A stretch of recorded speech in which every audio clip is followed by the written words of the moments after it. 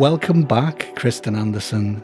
I think we had you on the podcast, I believe it was April 2022. I actually thought it was more recent than that. So welcome. Me too. It's great to be back. I thought it had to be last year, but it's been almost 2 years. Yeah. Amazing. So we'll talk about some changes in between the last time we actually connected. I know we do connect in between. For people listening, we've actually been back and forth on email. We've had various meetings in that time, I believe, right? So, Kristen, you're now the CEO and board member at European Women on Boards. So you've been promoted in the meantime. So, well, congratulations. Thank you. Yeah, the organization's growing, and the board decided to structure with a CEO. So yeah, I'm appointed as the first CEO of European Women on Board. So it's really an honor, and I really enjoy working in this nonprofit, and happy to talk with you about the state of gender balance and gender equality in Europe.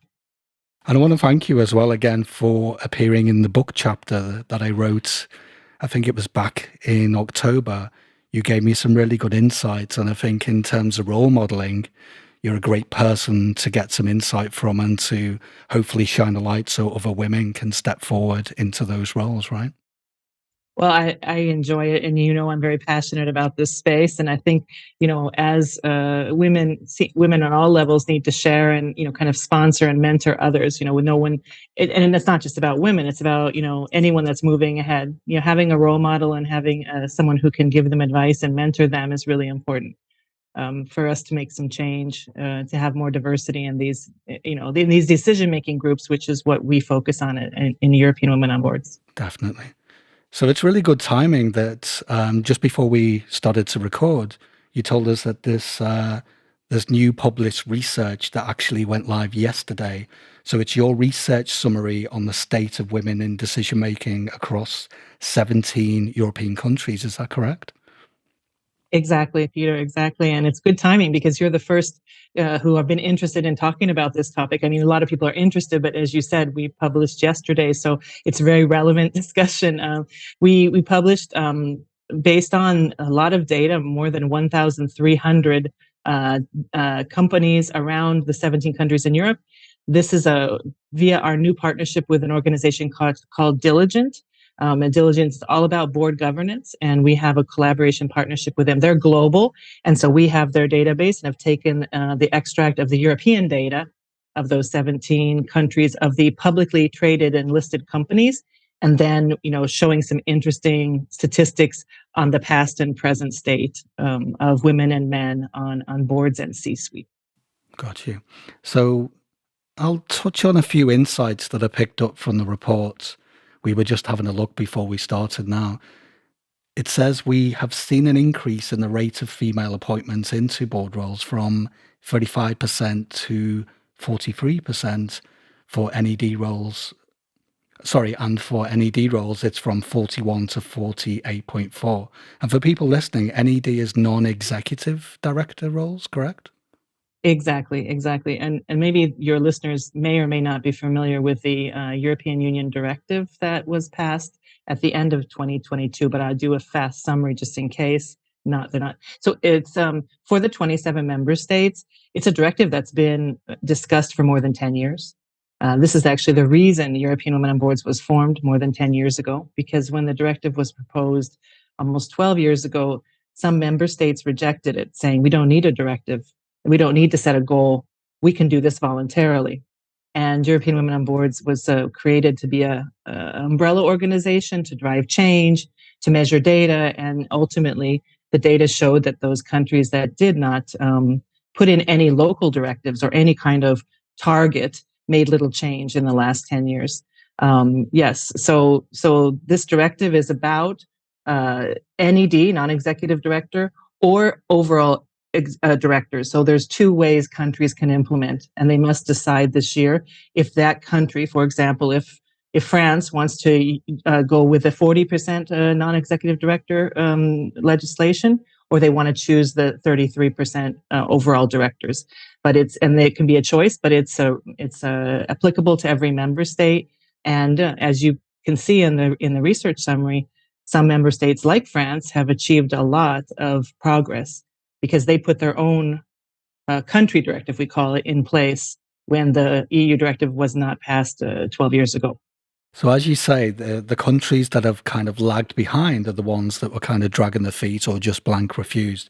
So yeah, shout out to France, Italy, I believe Belgium, Denmark, Austria, to name a few. And sadly, for the country that Mira and I are living in right now, I don't see Germany there. No, Germany didn't pass a directive themselves. And, you know, it's interesting because you can see that the data, which is actually for all the countries across Europe, is actually from the IGA database, is the European Institute for Gender Equality. And yes, there's some countries that didn't pass a fixed directive, but they make what we call soft quotas or soft directive. They really encouraged via governance, via other organizations to make change. But yes, some have moved the needle not at all in the last more than 10 years. And why is that? I mean, that might seem like an obvious question, but I'm really curious to know. Yeah, if you blank refuse and you don't see that as important, obviously it's going to get in the way, but it can't be that simple, right? I mean, it's strange, isn't it, for Germany that had a woman as a prime minister for a really, really long time. And Ursula von der Leyen is from Germany. It is really strange that the country did not put any directives or any guidelines to how to have more women in executive positions. It is interesting, and I think it goes back to the argument that many believed at the time, and I think it's changed now over the years, that, again, we can do this voluntarily. There's no need for legislation. But I think that the data you can see in the report clearly shows that there is. I mean, we talked about this at the last time we had the podcast together.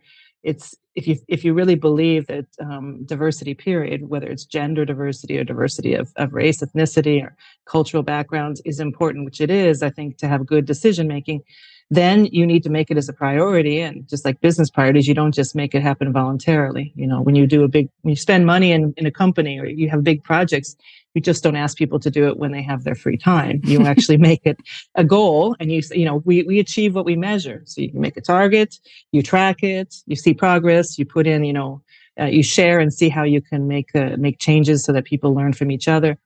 And but again, for Germany, for example, although the first directive, they were one of the member states that rejected it. They were one that voted for it this time. So you can see that, that the last time in November, if I remember correctly, and I think there were only 3 countries that rejected or abstained, I think it is, from voting on the directive that passed last November. And which countries are those? Do you know? If I remember correctly, and you'd have to, if I remember, I think it was Poland, Hungary, and Sweden. Okay. Interesting. Yeah. Sweden's made a lot of progress, and I think, again, there's they have made progress, and they didn't have a directive. But I think every country's got as you know very well, a unique cultural background and situation that to make change, and they were able to do that without legislation. But a country like Norway has made a huge progress. I mean, no, they're not part of the EU, but huge progress, doing kind of more of the soft encouragement, and pushing for having more gender equality on boards. They've made a lot of progress. So you can see that data across Europe. And then there's a lot of work to be done in countries like, I would say, some of the more Eastern European countries, the Baltics, Luxembourg, for example, Malta. They haven't really progressed. So they're quite at the low level of having women on boards. Yeah, it's quite more patriarchal environments, I would imagine. And then also countries that have less money, probably as well. I don't know why, but it looks like it's connected. There's some correlation there, yeah. Smaller and less large companies, because again, the EU directive applies to the biggest stock listed companies. Now, some countries are, in Finland, for example, they're discussing how this can trickle down to smaller companies. In Norway, they actually passed now that all companies have to have this gender balance. That's an internal continuation of their own directives internally. I believe France is discussing whether there should be a continuation of their local directive to have it apply to C-suites in companies. So some countries are really taking the progress they made, I would say, and going even the next step, which is what you want to see, because it's not all just about boards. It's about, it's about gender balance in all levels. And there are some boards that have too many women. And so this is not about women. This is about gender balance on boards directive. So it's called that. It's not called the women, although some people say women on boards, but because most of the boards are lacking in women, but there are some that are lacking in men, and that gives men more opportunities also to take on those seats. And they need to work on that gender balance as well. Okay, well, it's nice to hear that, and that it's really general diversity rather than some people would argue, we talk only about women or only about certain demographics, but that just isn't true. It's they're probably just not listening. Yeah, I think that sometimes that's why I said some people call it the Women on Boards Directive. I like to call it, it's better to call it its official name. It's about gender balance on boards directive. And, there are cases, and more than one, where there need to be more men on these boards. I'm curious as well, in the report, one of the headings which piqued my interest was what gets in the way of organizational change. Because let's be honest, I think we sent a few things in an email to you, Kristen, right? About, we're curious to know, why are currently companies pulling away from diversity policies? And I see some, quite large companies, multinationals, even internally taking away director of diversity roles for whatever reason. And one of the key recommendations in the report, tell me if I got this wrong, it's something like a recommendation to make inclusive leadership a required competence when it comes to hiring. But I'm just curious, that sounds like easier said than done. How would you do that? Because I know with our clients, when we talk about inclusive hiring, there's a massive difference in opinions and in terms of their awareness around what inclusive hiring actually even means in the first place, Yeah. No, it's a great point, and that's one of the areas that we will be publishing more work on for the rest of the year, because we know, and we talked about this at the last podcast, diversity is one element that goes together with equity and inclusion. But if you just have diversity, as in you've ticked the box and you have 50% women and 50% men on your board, but the women aren't listened to, or you bring in someone from a different race, ethnicity, or a different nationality, but they're marginalized and not listened to, then it's a waste. You're still in the group think. This is all to avoid the group think. I mean, it's really to challenge, and that's the role of a board, right? Isn't the role of a board is to challenge, and that's why there's better decision making. Now, so your question about inclusive leadership or inclusive, recruiting, one thing that is changing, but it is part of the EU directive, is to have more transparency in the board positions. Because when it's not transparent, when it's not recruited in a more public way, when it's not specified that I want to have candidates that are from different backgrounds and different, all different elements of diversity, they tend to get affinity bias that we talked about last time. So a lot of board positions are knows someone, and, man or woman knows a friend and says, well, you should join our board.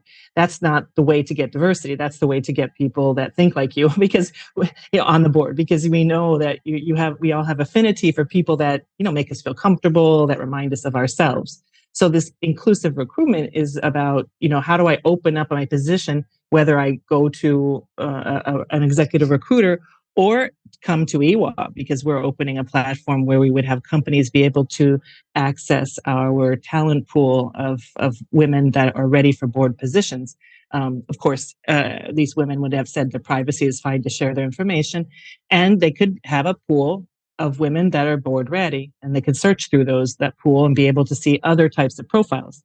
Because our objective is to remove this argument that we hear a lot, which is, I would like to have more women on my board or my C-suite, but I cannot find board or C-suite ready women, or they don't want to take the role, or I don't know where to look. And so that's really one of the missions of our organization, is to say, build this talent pool. So I think back to your question, Peter, transparency is one. Yeah, And sure. for the companies to say, if they go to an executive recruiter and let's say their board is, 95% Italians, which you can see from the data that there is not much nationality diversity on boards around Europe, to say, I want, and maybe it's mostly, let's even say it's mostly women. So I'll now tell the recruiter, I want a competent man, and I want, someone who's not from the nationality, not Italian, and really push for diversity and say, I want a diverse candidate pool.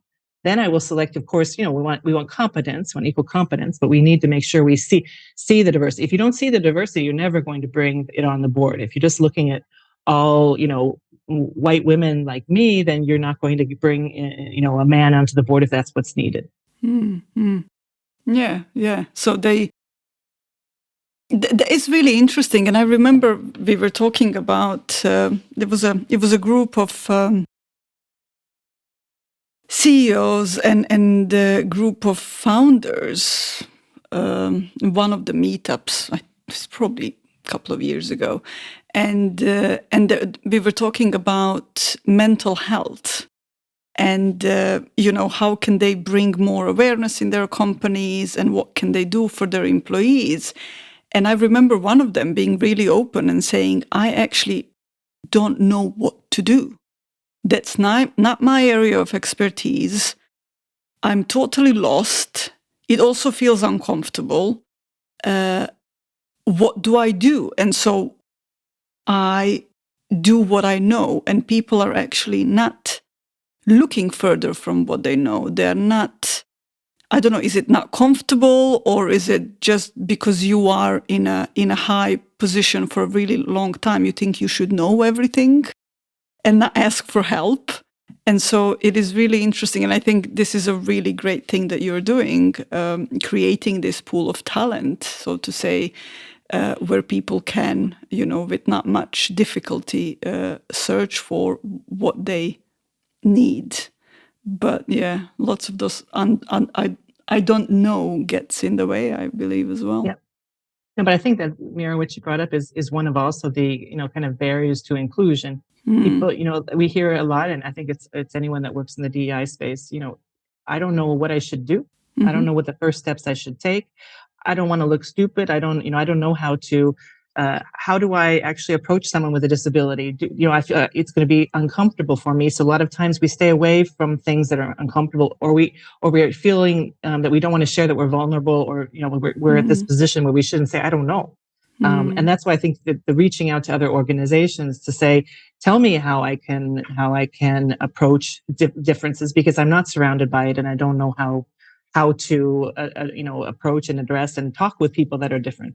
Because we know those are one of the barriers to inclusion is, it's a bit of scariness. It's a bit of, I uncomfortable. And maybe I just don't, in my everyday life, get to interact with people that are so different, because maybe I'm in a company where it is all Italian. I say that nothing against Italy. I'm based in Italy, but maybe, it's an Italian company with on Italian board, or all C-suite that's Italian. And so the day-to-day interactions even could be just in the Italian language. So it doesn't, you don't get you don't get that the interactions reduce the kind of barriers to inclusion, because then you realize it's not so scary.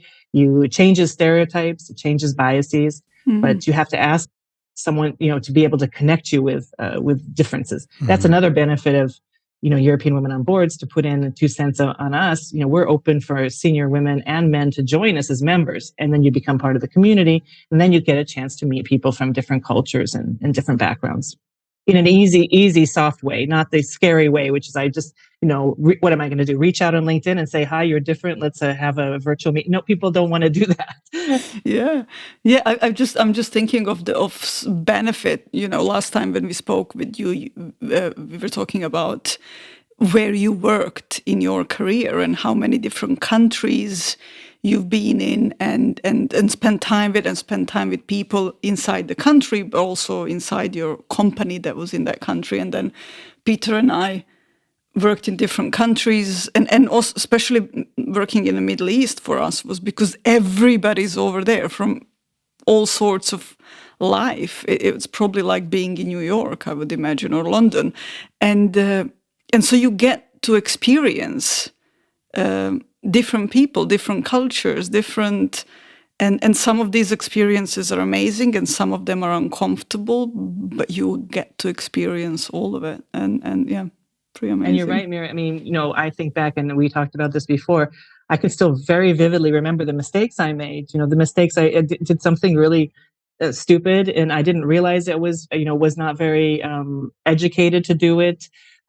Someone told me, luckily, and I apologized. People, if you really want to learn and experience others, you're going to make some mistakes. But most people, if you realize, well, oops, I'm sorry, I didn't mean to say that, or people will not be offended by that. I mean, when we moved to China and working for Coca-Cola, the company, of course, showed some different places to live around Shanghai. And a lot of times they show you these compounds where, it's like a gated community, and it has all sorts of things. There's a pool and schools, and you can stay living there. You don't need to leave. But we rejected all of those. We said, well, what's the point of living in China, in Shanghai, if you're going to live in a gated expat community where basically all your neighbors are also expats working for similar big multinationals, and you're not really going to understand the culture? Yeah, you might understand if I'm American and my neighbor's South African. Yes, I mean, there's some element of understanding, but you're really not going to experience the culture. So you can go live in a place and not really experience the culture. Or many times people travel to China and they say, Kristen, I don't understand what you were saying about China, because I went to Shanghai for a week and it just reminded me of New York, or remind me of big city. And well, that's the top superficial layer, as we know. You can stay at a nice hotel and eat at nice restaurants, and the language is different and the signs are different, but you don't get a sense of the culture until you really delve in and talk to people that are local, and really also try to understand the language, which is quite challenging when you're talking Mandarin. But yeah, it is. We get to. I think that's one of the things that maybe is one of the action points for people in leadership roles, to actually get out and get uncomfortable. Exactly. And also move beyond the first layer of people that report to you, or their first line, because then tends sometimes also to be very homogeneous unless companies have focused on diversity at all the levels. We know that when you start going up levels in companies, you can see most companies, I mean, not all, tend to have less diversity. It's more reflecting of the leadership. So maybe it's more men, maybe, as I mentioned before, the same nationality, maybe even from the same schools or universities. So it's got to be, I think things don't happen by chance. Sometimes great things happen by chance, but a lot of times you want to make change, you really have to put in a goal. So if you're a CEO or a founder and you say, look, I really don't know anything about people that come from, United Arab Emirates. I don't know anything about someone who's a different religion than mine. I really want to find out. And it has to be something that's a goal, and you get people to help you learn and experience people that are different than you. Yeah. I'm just reflecting on what you both said there. I mean, yeah, I resonate with what you said about China, because, correct me if I'm wrong, Mira. Mira and I met in 2009, but Mira was in the Middle East much longer than I was before I got there. But I noticed that, I was kind of at a crossroads. Do you just stick with the expat feedback loop? And as much as I love my own people, I didn't want to be sitting in a fake English pub and, as you say, the gated village. And actually, by being uncomfortable, and if I'm honest, some of it wasn't my own doing, because I actually ended lucky enough to end up in a role where most of my team was from the GCC. So straight away I had the culture shock, and similar to you, Kristen, made some mistakes, felt a bit vulnerable, but that's how you learn. And it's not as bad as any leaders listening out there, any board people, it's not as bad as you would think, because the only way you are going to learn is to get some of that inclusive language wrong. We all do, me included, Mira included. And when we talk about diversity in our work, or when we're coaching a leader, or doing team building with a leadership team, we say, just dive in, just try it out, and you'll get wonderful gift of feedback. And most of it, 99%, or at least this has been our experience, is, hey, I don't know if you know, but this is how, I'd like to be addressed, or, this is what you need to think about. And it's usually delivered in a nice way, versus hey, I don't like you anymore, because I would much rather have a leadership team that's trying things out, engaging, communicating with their internal community, trying to build a company culture, versus one that's either scared to do it and just paralyzed with fear, or they're just blank refusing. Because every big organization I've worked in where people are at least willing to have a go, most of the employee workforce are much more forgiving, or at least that's been my take on it. Exactly, and I tell you an example that I still is very clear in my mind. When I, again, back to China, when I moved there, I had managed groups in the U.S., in Australia, in Germany, and I had traveled to China. But again, the traveling to versus the working and living in the country.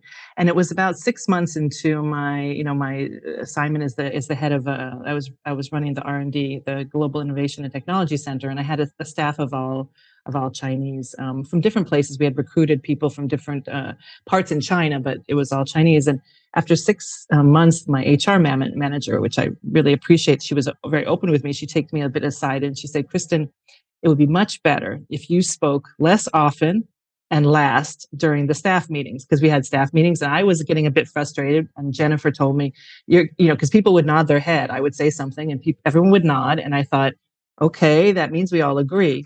And little did I know, which is part of my learning, and I should have, really kind of done some research on this before. And there is now a lot of things you can do, a lot of books you can read about cultural differences. But if the big boss speaks up, then no one's going to disagree, not in public, and maybe in a one-on-one they might. So I changed completely my style. I only spoke last. I did lots more of listening, and didn't speak very much. And then it got much more from the team. And that's not just for China. I know other cultures, and when I was working in Munich, it can also be, depending on the organization, quite hierarchical. And so some of the groups I talk to, the head of the team or the CEO says, "I also speak last." The more junior person speaks first. We don't, because a lot of times, junior people won't speak up if a more senior person says something and that maybe they're wrong. I was just reading an interesting article because it's almost more than 38 years since the Challenger disaster in the US. And they had done a report and they were just revisiting, and I was reading it. It was about groupthink. And it was about how junior level engineers were saying that this was not safe, but the senior level were overriding. They didn't feel like they had the authority, the push to really make a difference. So that's a severe case. But I'm just saying they were relating, that article was relating to what happens in teams when the senior, because the senior level person isn't the one day to day seeing what's going on with the customer or seeing what's going on in the production line. So I think that there's many ways that leaders can trigger themselves to, be more inclusive. Just even easy things, or having your HR manager tell you, you really, in that meeting, you talked too much, or you weren't listening, or those are kind of things. But that's showing some vulnerability, that I don't know everything, because no one knows everything, and feeling it's okay for someone to make a mistake, or for someone to give you advice, or, I think that's great feedback to receive, although, yeah, it is uncomfortable and you may feel vulnerable. I mean, yeah, we watched a documentary on that disaster, and yeah, sadly, there was some strong opinions from senior people, and no one wanted to step forward. We noticed this in aviation as well. I don't know if you've ever seen, some of the biggest air disasters, sadly, were because the actual flight crew, the captain was a strong character, but the co-pilot could clearly see there was a problem, but didn't actually speak up. And sadly, when they recover these flight recorders, that's usually the case.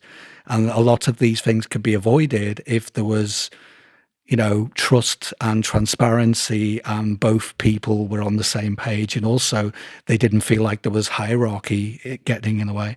And yeah, I mean, we agree that we quite often say to our clients, don't take up too much oxygen in the meeting. If there's something with clarity, you have to step in and course correct. That's different. But if there's not much noise, or you're not getting enough feedback, or there's not enough tangible stuff going on or actions in the meeting, it's better to actually listen, to understand, and say as little as you can, and then give feedback after the meeting and say, hey, I've got your back. You could have stepped up, and coach people into getting more comfortable and being a bit more vocal, right?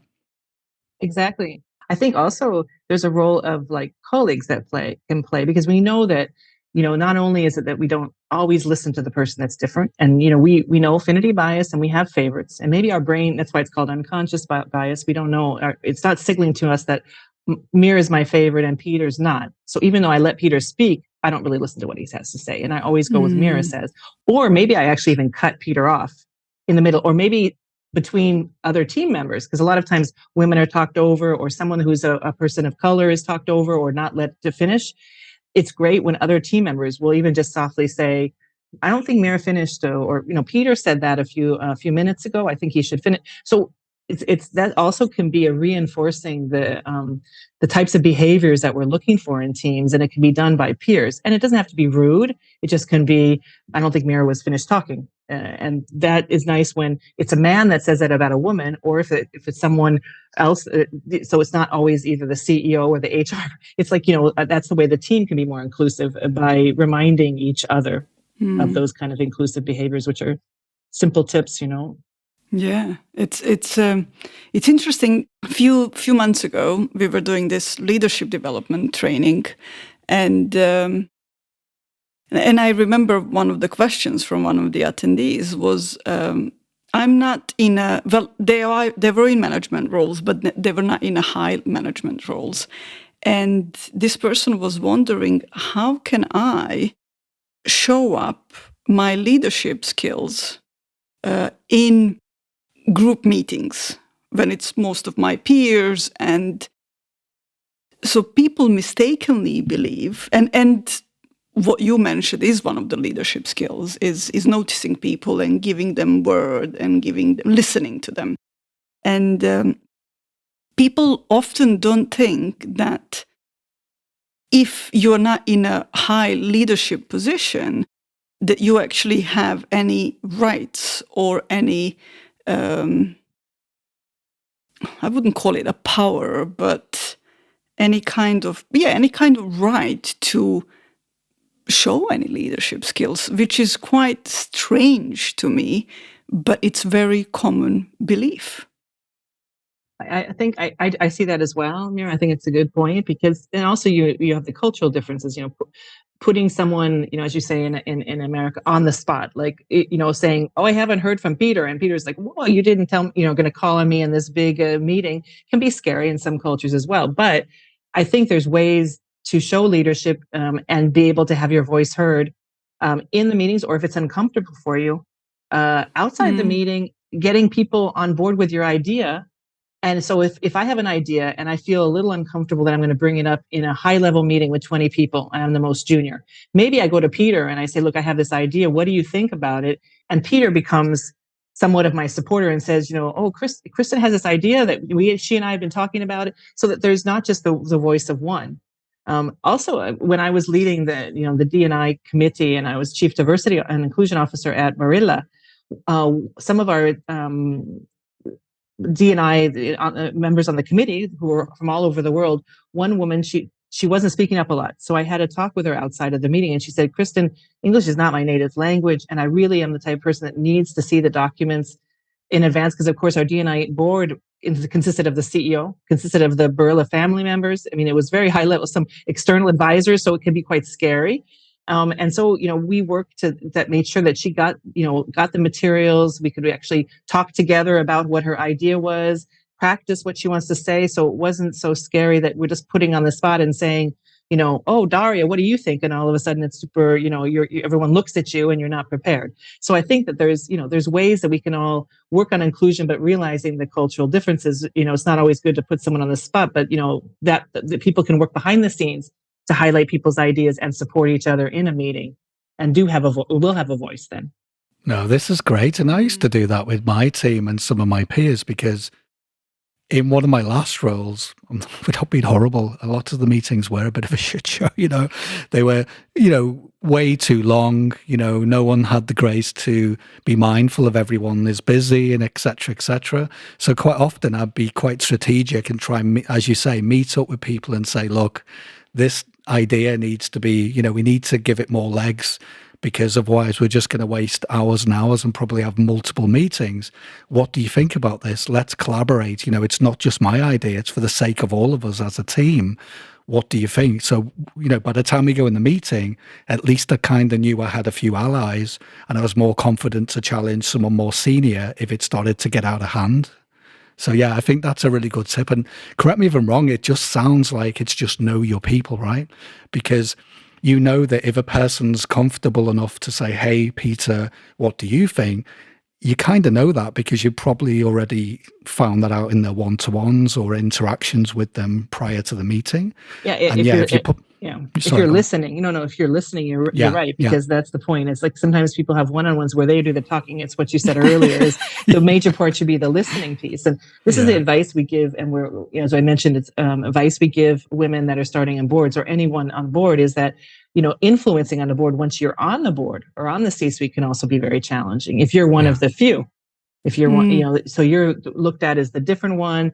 We know, for inclusion, if you're one of the few, you a lot of times don't want to speak up because you walk into a room, maybe it's it's Kristen Anderson, the American living in Italy. And I had this experience. I walked into a room in Barilla and it was all Italian men. I was the only woman. I was the only non-Italian. And I had a different idea versus what they proposed, but I didn't say anything because I just felt like, wow, it's already, kind of people looking at me like we want to get along, you're new in your role. Maybe you don't know how to speak up. And I think if I had thought of it and known more at the time, I would have before gone to some of the team members that I started to get to know a little better and try to express my different point of view. So I didn't walk into this meeting and be like the only one. And that happens, or one of the few, isn't the only one. That happens on boards too. And then of course, how do you make your point heard? How does your voice come across? That's also part of the, the influencing on one side and the inclusion on the other side. You know what? I think we've got a good segue into that because one of the things we wanted to ask. So on page, I think it was 9 of this new report, it said, why do boards and executive teams need more team building and developing themselves as leaders? And here's our take on it. Correct me if I'm wrong, Mira. We were looking at building trust and transparency, function not just as individuals, but as a coherent unit and a team, understanding each other's strengths and identifying each other's areas of development as well. And that goes back to what you were saying before. It's okay to be vulnerable. We cannot, as individuals, be good at every single thing. And this is where the coherent team building unit comes in, right? Because without that, quite often, and this is where I see leadership teams making really big mistakes, is they're not actually using all of that wonderful diversity. And they're kind of in a bit of a feedback loop. They might have a go-to group of people, but as you say, the very person that could actually save them and come up with something novel and innovative is just uncomfortable and feels marginalized and doesn't feel like he or she has a voice, so to speak. Yeah, exactly. One of the other tips for inclusion is when, if you have, you're making big decisions or you have an idea that you want, that everyone says is great. I mean, everyone, most of the people on the team say is great. Go afterwards, maybe not in the meeting because maybe they won't speak up, but go afterwards to that person and ask what they think. Go to someone who is not in your normal small in group and ask them. Go to the person that always challenges you. Maybe it's not your favorite person, but that's the person that's going to give you the most insight. Because again, back to group think, we surround ourselves with people that are like us. So if I propose to you both something, you'll say, Kristen, fantastic idea. I should actually go to the person who usually disagrees with me or is very different than me because it will be a benefit for me, for what I'm proposing, to have another point of view. But we don't do that. It's uncomfortable. And, we like to think our ideas are good and we go to the people who are going to say that they are, whether consciously or unconsciously. That's what we do. That's why, when people say, and I know it's innocent, but it really kind of gets me thinking every time I hear this. And we were a group of like-minded people, so a group of diverse like-minded people. So it was, it always gets me laugh when I see posts like this, so often on LinkedIn. But yeah. And it's from all levels, Mira, because I was just talking to someone in another company who said that one of their they're opening a new European office, and the CEO came out publicly saying, "I hand selected the 40 people that are going to go there." Well, that's not that's just it's just a flashing light that says affinity bias. If you hand selected them, that they're the people that you want, and that's actually not always the best makeup of a team. and you need to be like more, very specific and conscious about, not only their competence, but their diverse backgrounds and how you're going to make that team work and design it, from ground up, from also with diversity in mind, not, who's the best IT person. Okay, then you're going to, and who's the best maybe supply chain person? By the end, you have you have all Italian men. I mean, again, I'm using the Italian example because I'm based here, but it can happen in any nationality, and it could be, without keeping it in mind all the time. And I hear that people say things like, well, we went and picked the best person in our organization. Yeah. Well, you picked the best person. There may be 2 or 3 best people, and you didn't keep diversity in mind. So when you then put the whole team together, at the end, you don't look at it. It doesn't come together as a diverse group. We don't have any further questions. Well, I do. Joking. No, I want to go back to allyship because what we've noticed in the work that we do with our clients is, allies are really important. It doesn't have to be a coach or a mentor. It could just be someone who's different and, someone who can be in your camp and you can go to, and it's not a feedback loop, but someone who can give you a different spin on things, a different take. And I think for anyone working in a large organization, I know it helped for me. In my career, what saved my life often is having different people in different roles who I could see as an ally. So sometimes if I'm having a rough day or as facing a challenge in some program or a project that was kind of not really going the way it should do, I'd be like, right, I need to get a jail card, help me out here. What would you do in this situation? And again, I don't want to get stuck in groupthink because everyone I've asked has said it's great. And to your point before, Kristen, it's actually good that when you get to a certain seniority, people just don't want to tell you the truth. And it's not you as an individual, it's just normal human nature. So having people that you can trust who you can say, you know what, it's not as good as people are telling you. Have you thought about this and this? It's not a terrible idea. It's just have you thought about it in this way? And it's like, that's really good. Maybe I'll take a step back before I present this to everyone else in the organization because I never thought about that. So it can be really useful to have someone, it is uncomfortable thinking that your new shiny thing you're just about to, present the slide pack, to hear that it's not actually as good as you think it is. Yes, it is uncomfortable, but that can be everything that you need.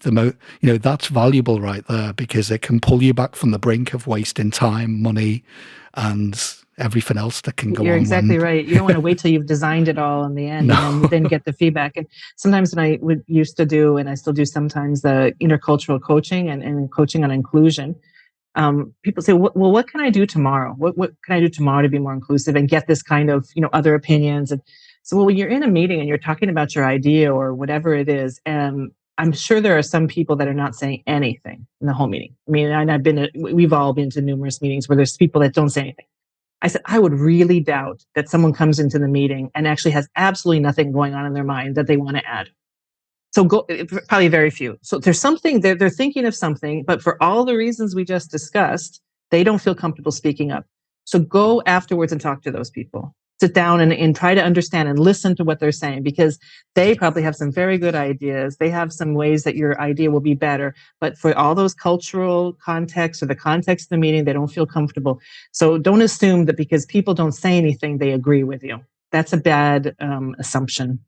Yeah, I love this because quite often for me, when it went quiet, I'd always smell something was off, Maybe it was me being overconfident or overpowering or whatever it is. And exactly that, follow up constantly. So if I had a meeting about stuff and I didn't really hear enough feedback or it was just too quiet, follow up in your one-to-ones, follow up over coffee, speak to as many different diverse opinions as you can, just to find the baseline. There might be nothing wrong.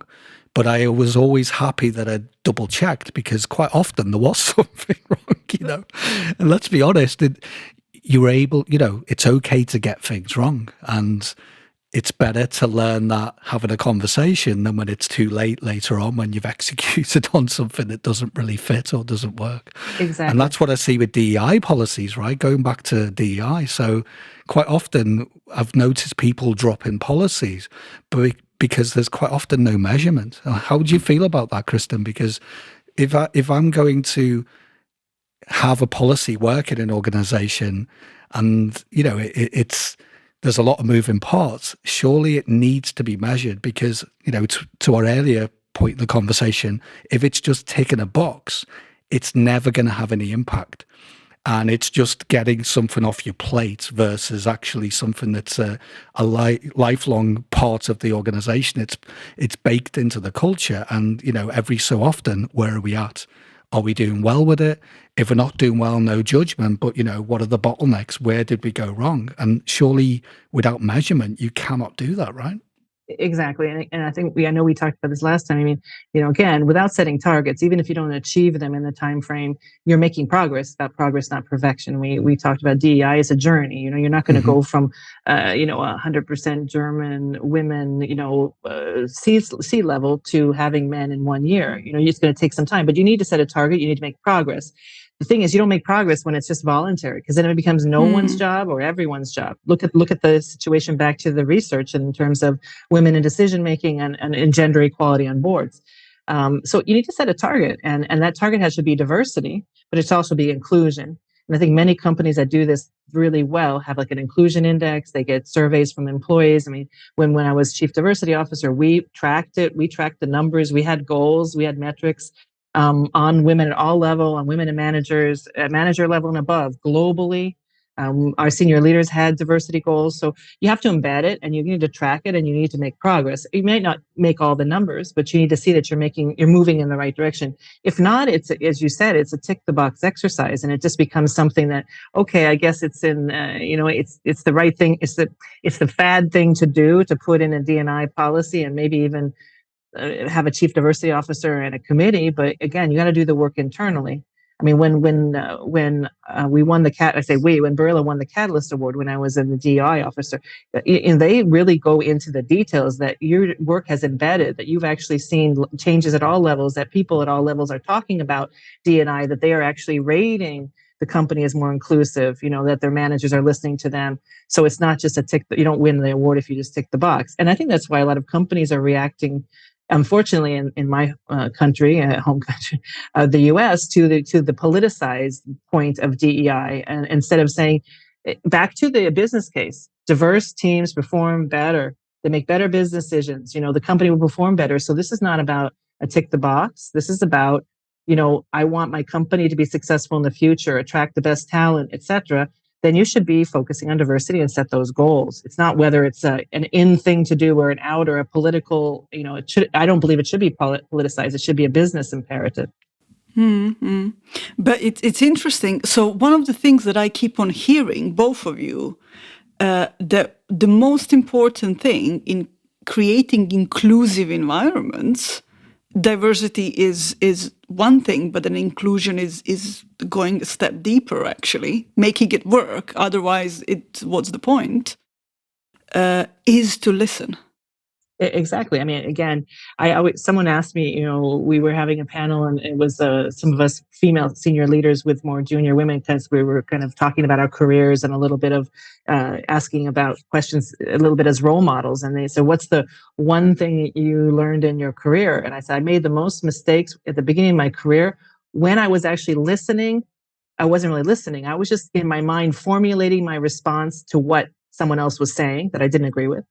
And I later, and especially after this China and then some different experiences, I kind of put myself in, like, I picture myself lying on a beach and having just the water, when waves wash over you.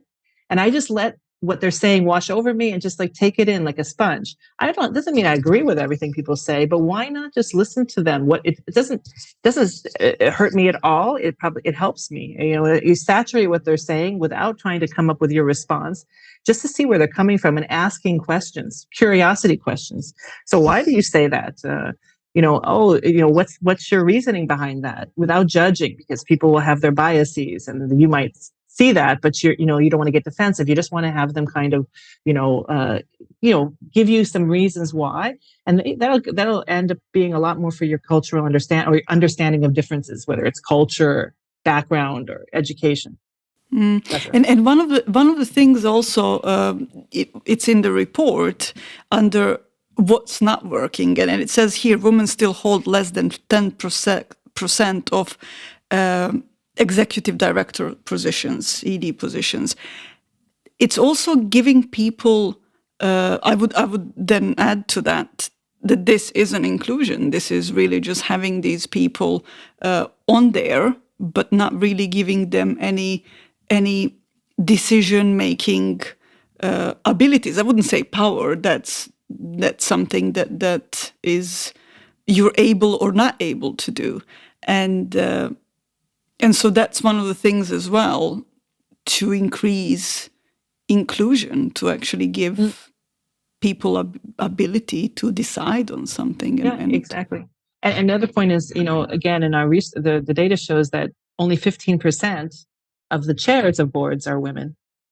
So again, there's some countries which are doing better and companies that are having more women on boards, which is good, or having more gender balance, but they're not in those chair role. And the chair role is a very important role for inclusion, because the chair is the one that should be responsible. And you were saying, Peter, what about inclusive leadership? I mean, the chair should be is responsible for including those ideas, not the only one.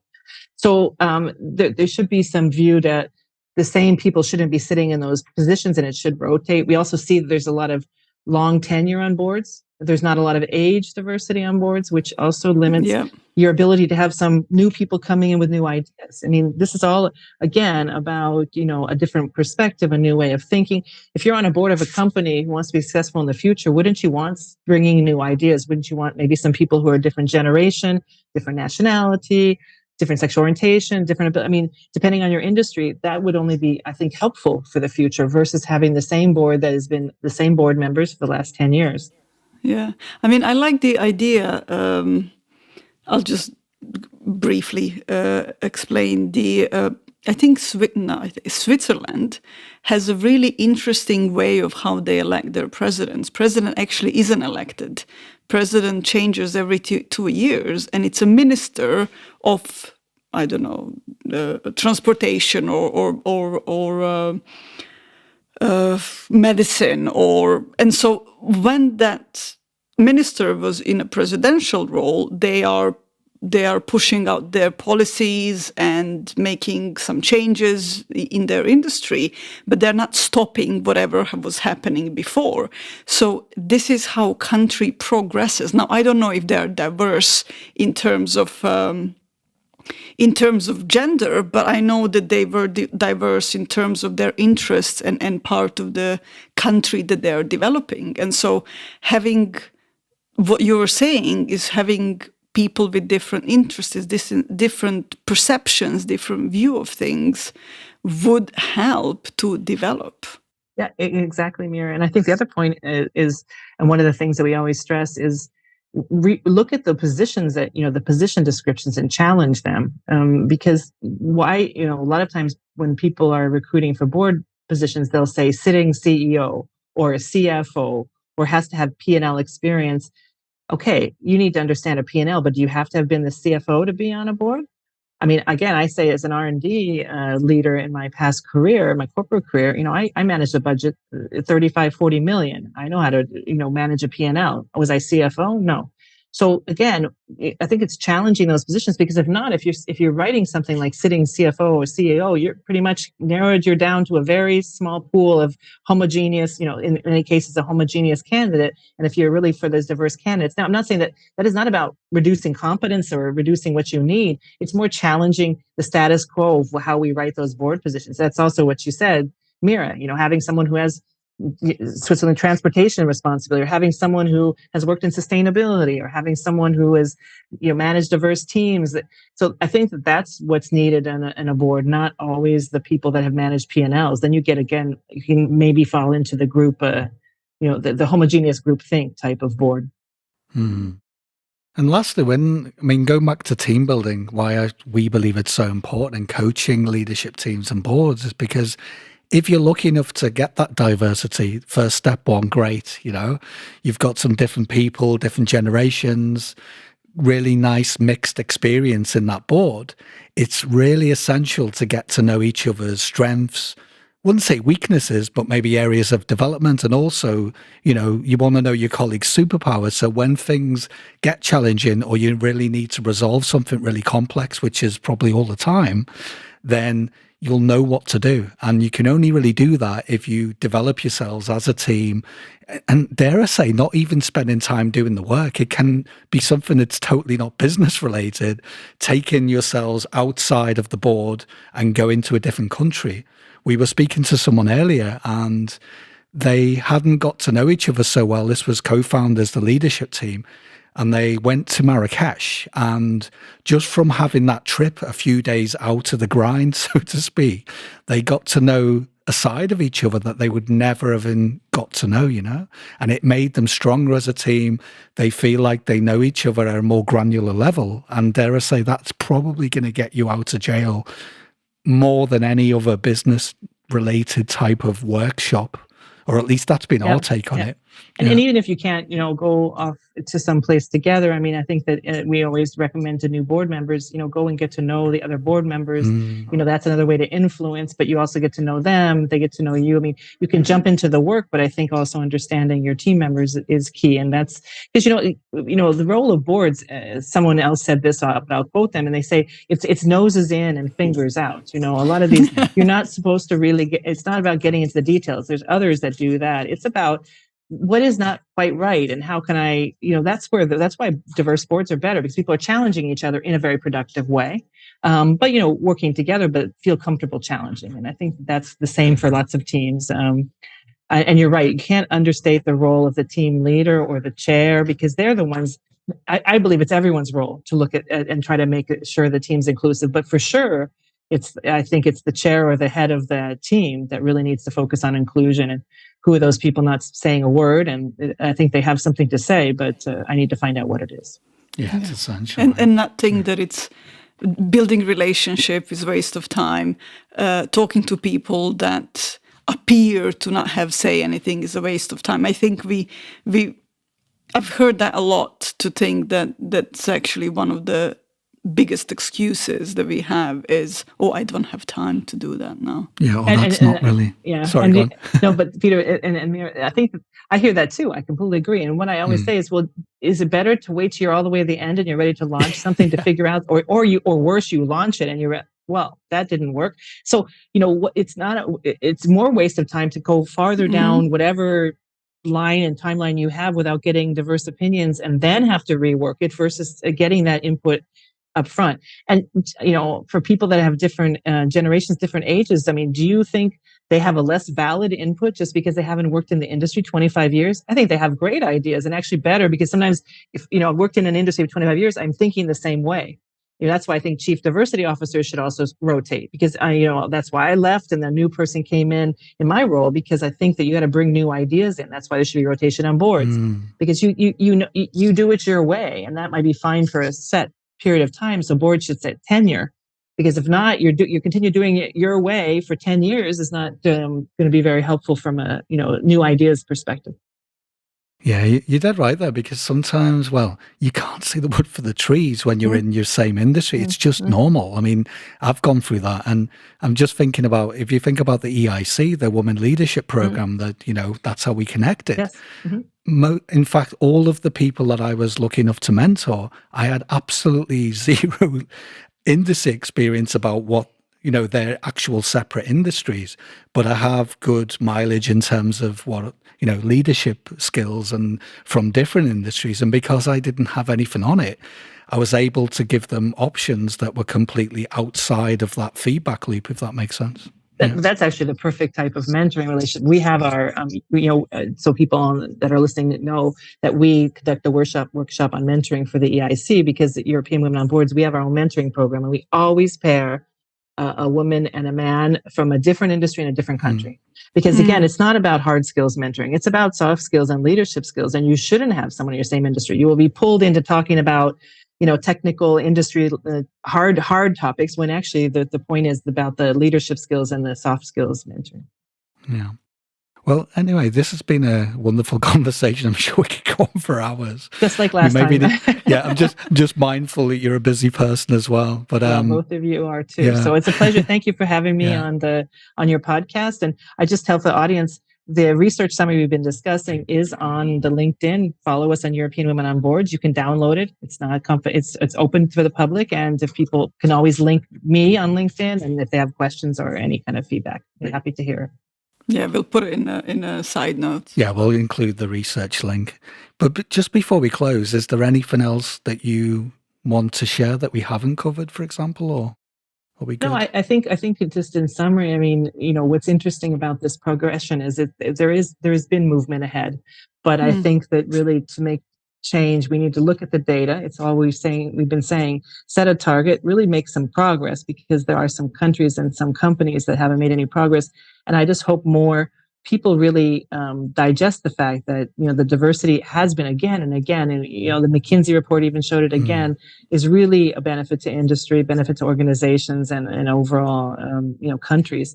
So go and find those talented, diverse either board members or C-suite or leaders before other industries get them, before other companies get them. You should be the first.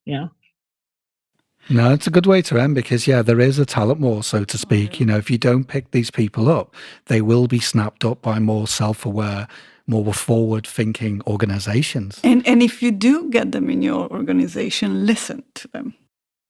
Exactly, Mir. There's no use to tick the them. box to have diversity and then just have them off to the side, not saying anything, and as you go to your in-group. So that would be a waste, right? Yeah, absolutely. Well, thank you, Kristen. This has been a wonderful conversation. Thank you, and it's a pleasure. Thank you again for the invitation, and hope we will see each other and hear each other soon. Bye. Bye.